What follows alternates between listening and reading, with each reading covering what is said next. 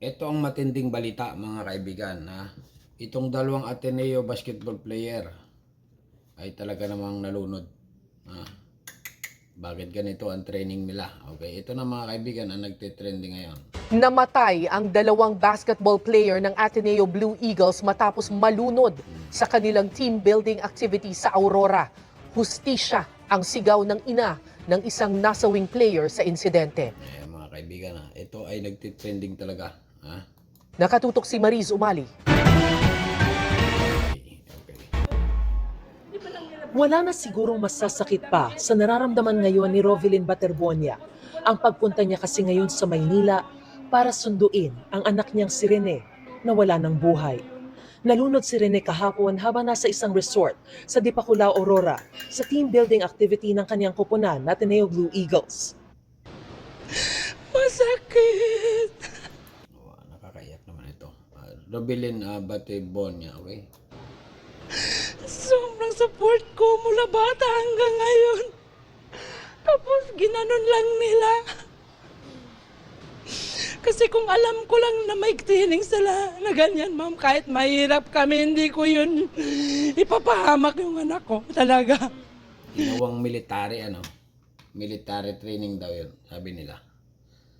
Kasi nga, basketball, bakit sa dagat nilublob? Sa dagat nag-training. Ano ba yan? Ano bang klase yan? Kalakaran na yan?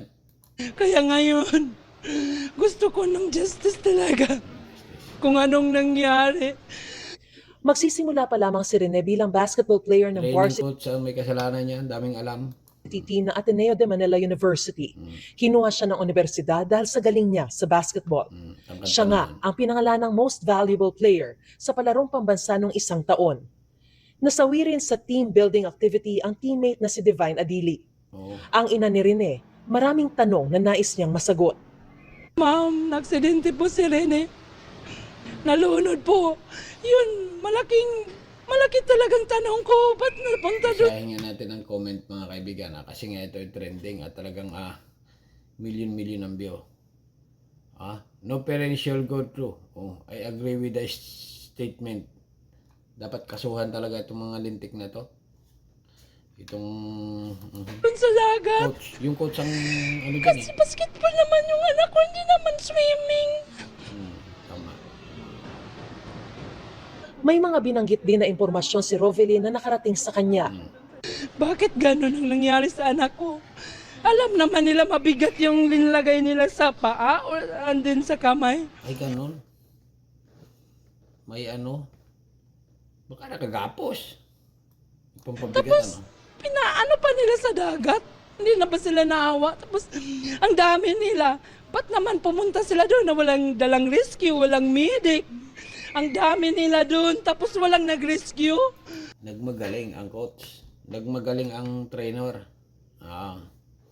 Gumagawa ng sariling diskarte.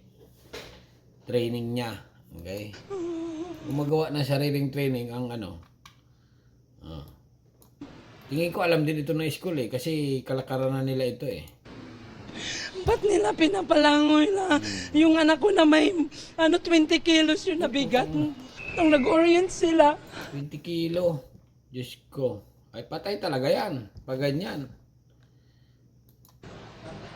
Hindi talaga nila sinabi na magkakaroon ng training na ganun. Kasi kung sinabi pa lang nila, Baka hindi sila kasi sa school yan walang magawa estudyante walang magawang basketball player. Kasi inano sila matanong ko na sa anak ko, kaya mo ba yun? Para madesisyonan namin. Meron yun, may nakalagay yun. Ngayon, itatanggi ngayon yan. Hindi ko alam. Ba't ganun ang nangyari? Kasi akala ko training lang na nga. Hindi, military training. Ano ba yun? Basketball. Masama rin ang loob niya sa mga kasama ng anak. Sa social media post lang daw niya nakita ang itsura ng katawan ng anak. Naghintay ako kung sana ba yung anak ko. Kahit isang picture, wala silang send sa akin. Kasi nga, takot baka matanggal sila sa pagiging varsity.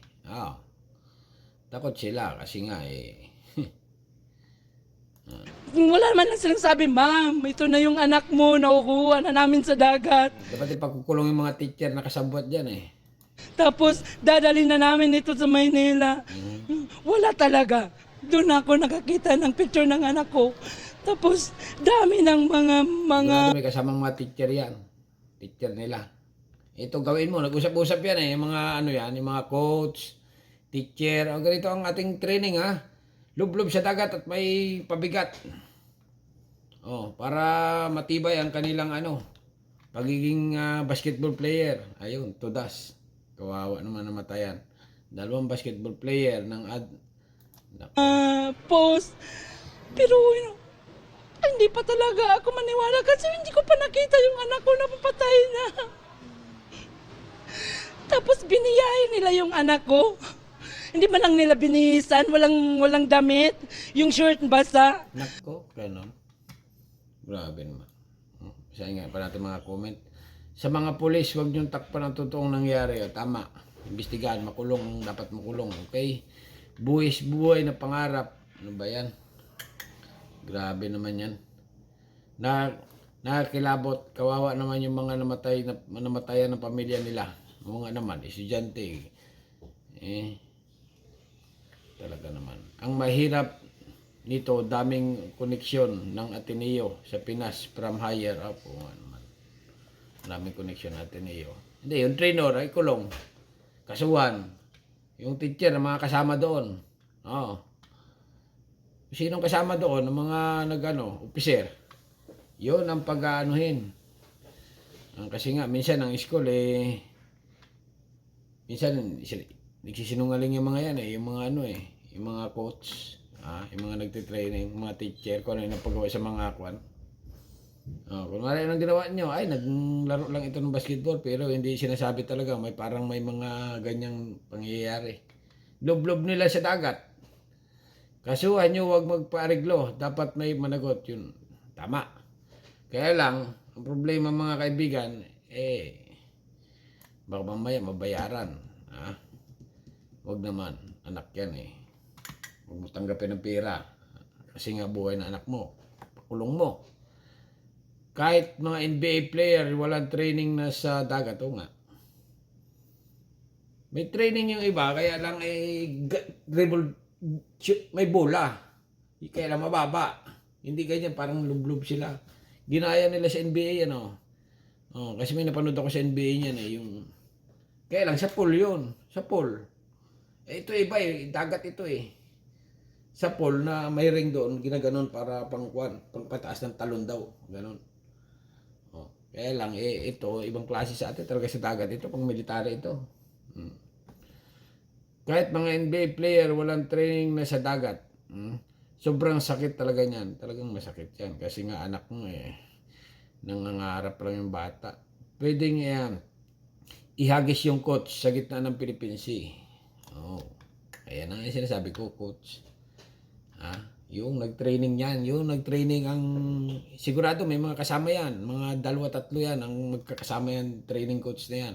Ito ganitong gawin natin. Lagyan natin sila ng pabigat. 3 yan sila, ganyan, 4. Ganon. Ganyan pala yung training ng Ateneo. Diyos ko, buhay, Ateneo. Dapat managot ang coach at ang Ateneo. Sino sa Ateneo ang principal? Kasuhan. Kasi siya ang magpipirma yan Kaya lang may ka dyan Sabihin niya, kung anong mangyari sa iyo, dahil may pirma kang ganito. Di ba? Ganun ang mga palusot ng mga yan Mga walang iya, panagutan ng Ateneo. Kawawa naman yung bata. Tuloy ka natin. Tapos wala pang staff na sumasama sa yung Walang stop. nagsundo sa kanila nang walang staff ba sa Ateneo? Wala talaga. Hanggang kanina palang umaga. Ganon. Kamahal-mahal ang bayad dyan. Nalaman ko na wala na talaga yung anak ko. Isang saglit lang ang pangarap ng aking anak. Winasak nila. Nais ng ina na maimbestigahan ng husto ang pagkasawi ni Rene. Talagang magpaimbestiga ako kung sino yung gustong tumulong, magpatulong ako kasi wala talaga. Gusto ko lang malaman bakit ganun. Ang tanong nito ay baka ngayong mainit lang iimbestigahan. Pag lumipas ng mga ilang buwan, wala na. Di ba? Imbestigahan ngayon. Siyempre, pakitang media, pakitang social media, nakikisaw-saw yung iba. Kaya lang, makalipas ang isang linggo or isang buwan, wala na. Hindi na malaman. Pero sa tingin ko naman, tututukan ito ng pulis kasi nga nabidya ito ng todo. Ayon kay Aurora Police Provincial Director Police Colonel Percival Pineda, iniimbestigahan pa nilang Nako, insidente. ang daming kasama, Puro babae. Batay sa bersyong nakuha ng pulisya sa mga kasamahan ni Rene at Divine, Meron po silang Maraming mga kasama pala, mga teacher. Yan pansinin nyo. Siya, dalawa. Staff yata ito ng ano. Pero maraming kasama. Pineda, iniimbestigahan pa nilang insidente. Batay sa bersyong nakuha ng pulisya sa mga kasamahan ni Rene at Divine, meron po silang some sort ng training or walking doon po sa may pababaw na portion ng dagat sa harap ng resort. At Tinangay ng agos. accidentally po may napunta sila sa biglang malalim na lugar na puntahan.